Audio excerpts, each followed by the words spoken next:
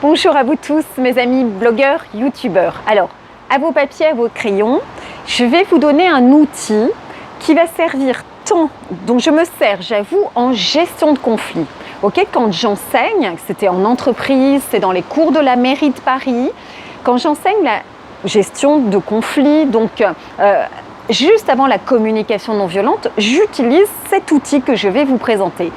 C'est un outil qui vient de Will Schutz. Will Schutz, c'est un statisticien psychologue qui, dans les années 60-70, aux États-Unis, l'école de Palo Alto, qui a développé tous les mouvements autour de la communication, notamment la PNL, l'analyse transactionnelle, Will Schutz a créé une méthode qui s'appelle l'élément humain. C'est remarquable. Il a étudié l'humain de telle sorte de faire en sorte que les humains cohabitent ensemble dans un espace tout petit. En l'occurrence, c'était la NASA. Donc c'était pour que pendant des mois, ensemble, un groupe d'humains ne s'entretue pas. Ça a été réutilisé pour les sous-marins et ça a été étendu dans les grandes entreprises.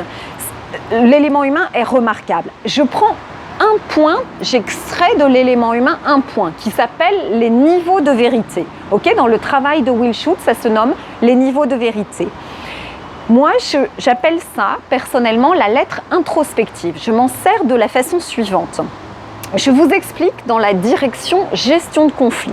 Okay, vous avez une difficulté, un tracas relationnel, personnel ou professionnel, avec votre N+1, avec votre collègue, avec la RH, qu'importe. Ça marche tout le temps.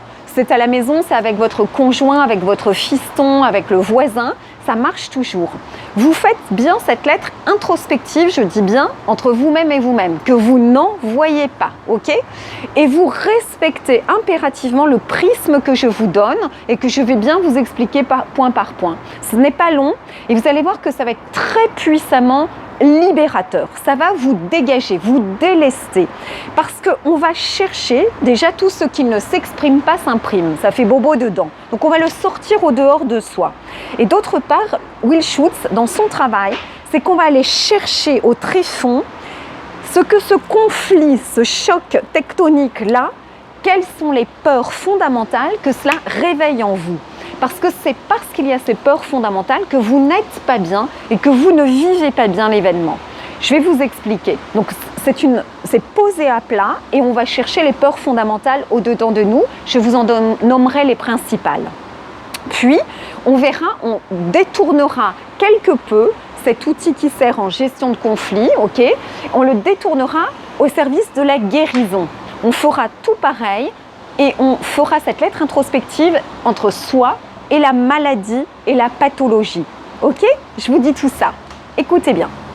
On adresse la lettre. Donc, cher X. Cher X, c'est le RH, c'est le N+1, c'est le collègue, le mari, la fille, etc. Vous nommez cher ça. Vous l'écrivez surtout. Bien sûr, on est d'accord qu'on ne poste pas cette lettre. Vis-à-vis de toi, je ressens. Vous commencez par ça. Donc vraiment, vis-à-vis de toi, je ressens. Et vous allez lister et nommer les sensations et les émotions ressenties. Évidemment qu'elles sont négatives dans le cas d'une gestion de conflit. Je ressens de la tristesse, je ressens de la colère, je ressens de la déception, je me sens démunie, je me sens impuissante.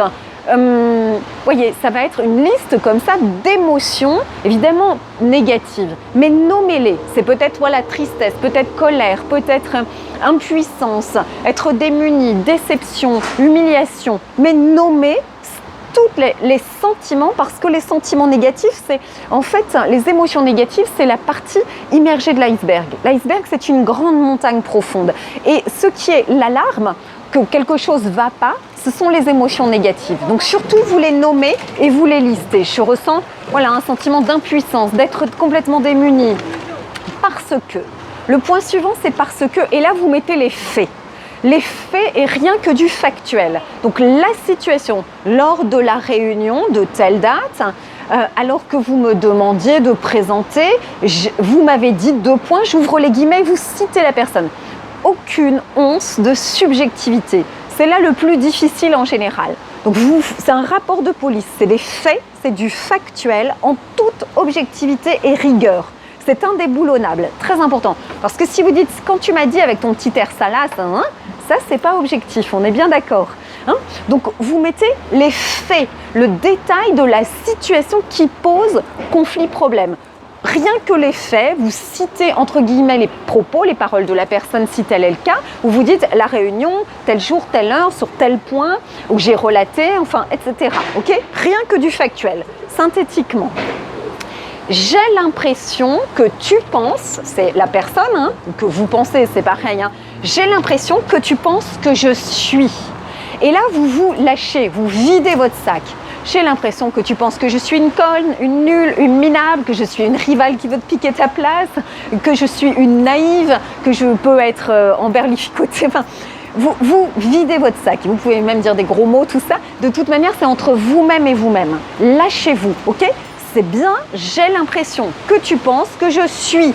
Alors, voilà, dites ce que vous pensez, qu'elle pense de vous, qu'il pense de vous. Lâchez, hein ? Dites toutes les choses. Pour finir, j'ai peur d'être, ok ? J'ai peur d'être. Alors écoutez bien les peurs fondamentales. J'ai peur d'être ignorée, j'ai peur d'être exclue, d'être rejetée, j'ai peur de ne pas être aimée, j'ai peur d'être mal jugée, j'ai peur d'être incomprise. Souvent, ça a un rapport, les peurs fondamentales, avec les blessures de l'âme de Lise Bourbeau, les 5 blessures élémentaires, hein, l'abandon, le rejet, l'injustice, mal considérée, mal jugée, oui, incomprise souvent, exclue, rejetée par les autres, pas aimée, et in fine, c'est des fois aussi rejetée, exclue, donc mise à la porte et de crever de faim. Hein. Mais nommer là où l'est, parce qu'il y en a souvent plusieurs peurs, que ça réveille au-dedans de vous. Cet événement-là réveille quelle peur. C'est pour ça que ça fait mal. Et vous les nommez. Et en faisant ce prisme avec grande honnêteté entre vous-même et vous-même, en sortant, en mettant par écrit, okay, notre ressenti, nos pensées, nos tracas, on met tout à plat, vraiment avec grande clarté. Et je vous promets que déjà le problème est 3/4 résolu si ce n'est pas à 100%. Ça libère, ça allège et ça fait bouger les lignes dans la vie. Et ça fait que souvent, c'est déjà réglé quand on a posé ça. Vraiment, je vous demande de le pratiquer. Maintenant, je m'adresse à mes patients qui ont une pathologie. Peut-être est-ce une sclérose en plaques. Peut-être est-ce un cancer, une tumeur, une maladie auto-immune, que sais-je, ok ? Vous notez, vous écrivez à votre maladie. Ce n'est pas un ennemi, ce n'est pas quelqu'un avec qui on a un conflit. On écrit à la maladie, chère sclérose en plaques. Ok. Vis-à-vis de toi, je ressens. Alors, je ressens quoi ? De la tristesse, je me sens démunie, je suis très en colère. Je suis comment ? Vis-à-vis de toi, la maladie, je ressens quoi ? Je me sens comment ? Parce que parfois, le mal a dit, vous savez, mal a dit quelque chose. Ok ? Rémission, remissionner ma vie, être dans ma mission idéale sur cette terre. Si je suis malade, c'est que je ne suis pas dans ma mission, rémission. Je remissionne ma vie, je lui donne du sens et celui de ma mission sur cette terre. Donc la maladie, parfois, vous serez étonné que ce sera assez positif parce que les gens qui viennent aussi, le fait d'être malade, ils s'ouvrent l'esprit, ils s'ouvrent le cœur, ils apprennent, ils font des recherches, ils grandissent, ils évoluent, mais à une vitesse. Et jamais, sans la maladie, ils n'auraient été si éveillés, si évolués. Et c'est très, très fréquent. Donc finalement, peut-être que cette maladie, vous allez être très surpris que vous ressentirez de la gratitude parce qu'elle vous a révélé, réveillé, éveillé. À vous, parce que depuis telle année, j'ai cette pathologie, je l'ai fait, hein, on a un rapport médical, vraiment très objectivement. J'ai l'impression que tu penses que je suis peut-être ignorante, bête, bécasse, à côté de la plaque, non éveillée, je ne sais pas, et que la maladie est là pour vous faire grandir. À vous d'exprimer, voilà, vous savez, on prend le même prisme, hein, on le respecte à la lettre. J'ai peur d'être... j'ai peur d'être, voilà, pareil, incomprise, j'ai peur d'être, peut-être avant, d'être bécasse, d'être ignorante avant et d'avoir eu besoin de ça pour m'éveiller, pour grandir, pour être avec un cœur ouvert et un esprit ouvert, que sais-je, ok ? Vous adressez cette lettre-là, introspective, entre vous et vous parlez à la maladie. Et vous respectez à la lettre ceci. Et vous allez voir que c'est très étonnant. Alors, je vous demande de bien faire ceci, c'est puissamment libérateur et donc salvateur, guérisseur. À vous de jouer, au travail.